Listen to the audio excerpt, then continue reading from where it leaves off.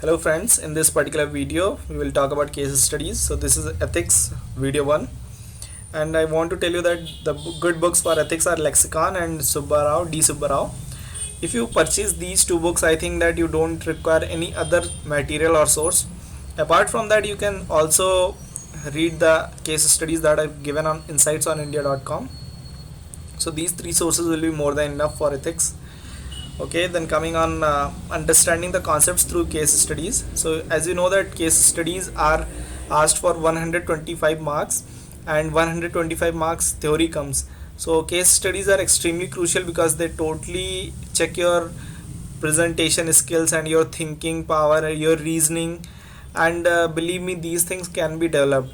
They are not absolute in someone. No one comes with a absolute thinking or reasoning power. So you can develop good thinking and how to systematically approach a case study and how to solve them. So we will see. So I have written some points which I noted from lexicon, so I will just tell you one by one. So all the concepts that you understand or you read in your theoretical part, that you have to use in your case studies as a practical part. So they all the concepts are dynamic in nature, and they have very specific application in a certain situation, but they may have a different application in a different situation. So the thing is that why UPSC has started asking the case studies. So the thing is that right now the bureaucracy or the bureaucrat who is serving the present society, the demands are very different, and in order to serve the present society, UPSC needs to choose someone who can actually deliver the content. So right now the public servant is experiences a lot of pulls and pressures, and you can always think like there is a political pressure, there is public pressure, there is media pressure, and pulls also, family pull, or some your internal pull. Say for example, you are more pulled towards money or greed or corruption. So how to check these things? So UPSC checks these through case studies, and it's not like the case study method is 100% perfect, but still it weeds out those people who are not able to present themselves uh, good enough. So the thing is that if someone develops ethical thinking with the going time, so he will be able to solve the case studies more better, but that is not a surety that you will get more marks if you are very ethical. So you have to learn how to tackle the questions. Okay, then theoretical pedagogy. Theoretical question and answering is not enough to judge a candidate's ability. So the UPSC thinks, UPSC tests your thinking. That is a thinking of the serving public servant. That's why all the case studies, whichever you would have seen, they are asking about some particular situation in which you have to think and answer in order to solve that problem. Okay, then in the case studies you have to comprehensively understand the concepts and theories and how to apply them in the case studies. So one of the things is that they will give you situational dilemma. There will be two paths and both of them will be equally correct, so you have to choose one of them, and you need to understand the correct and informed analysis for paper 4. So the information is the key. You have to read as much as possible, and it's not like you have to just write very ethical or very moral answer. You have to write practical answer, and that practical answer should come from your other domains also, the knowledge of history, the knowledge of polity, how the economy works. So everything whichever you read in other portions of general studies, you can use it in ethics.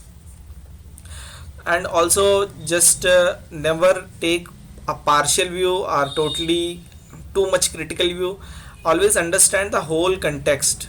Understanding the whole situation is important, so that if you are able to understand the situation, you can easily solve the case studies. And what these case studies are checking, they are checking your psychological makeup, or and they want to bring out your humane qualities. So if you are really humane, and you actually are able to think, or if you are empathetic and you are able to position yourself in the position of those people who are having the grievances, then you will be able to solve these case studies very easily. Okay, then this definition is given, that what is case study. Already I told you so many things, so I will tell you. It is a count of activity, real or hypothetical, and includes real life complexities. So mostly the case studies could be virtual also, people can create, but mostly they are the problems of real life. So you need to apply your knowledge to solve these situations. Okay, so the case studies consist many parts and several angles. This is very important, that they have several angles. Don't restrict yourself to a particular position or only one view. Just think about different views. Even think about the negative view, like if you do something negative, so what will happen. So just think about so many views, and it contains sufficient information to treat the problem. And this is the thing, that you have to take out your solution from the question itself. You don't have to see somewhere else, or you don't have to go into environment to bring some fact. All the facts you have to tell there, but you have to take the solution from the problem itself. And also, case studies are not unrealistic, they are believable. Means it's not like they will tell you something which is hypothetical and which is not doable at all. So don't worry, case studies will be such that you can solve them easily. And so case study means that you have to participate in solving the problem rather than be a passive observer. This is important, that you have to indulge yourself, you have to communicate with other people, and you have to solve it. Okay, then best strategy to solve case studies, this is given in the book, that requires optimum approach, so that everyone's benefit is enlarged. And you should not be hypercritical or hyper judgmental. Don't do too much of a particular thing, don't be hyper, that's it. And use cause effect dialogue, that is, if this will happen, so that will happen, like that. And what you are going to do, and after that what will be your approach.